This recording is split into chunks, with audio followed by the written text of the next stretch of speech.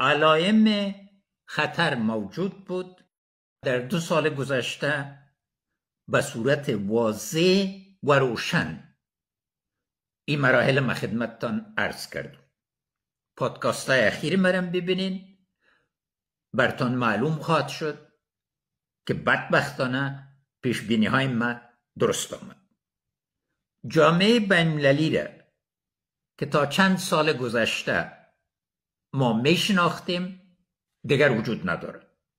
او جامعه در انزملال است و خاصتا مؤسسات ملل متحد و انجوهای بزرگ در یک بحران عمیق اقتصادی یا در افلاس هستند و نشورت دارد.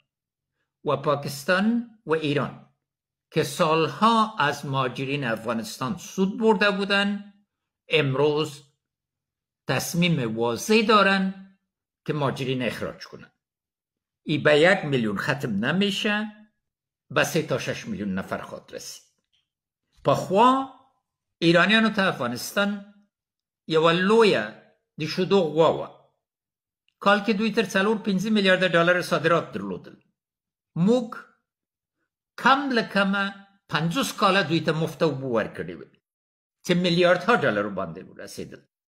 دلته باید ټولو افغانانو ته ثابته سي چې په هر بل نامم چې ځان یادوو نن ګاونډي یوازې د افغان په حیث درته ګوري او د افغان په نوم هم باسي. نه مذهبي چارم په درد خوري، نه پخواني ریښې په درد خوري، نه هغه جنګ سالاران چې د دوی کارونه یې کول هغوی هم په درد خوري. د دوی اوازونه چیرې دي نن؟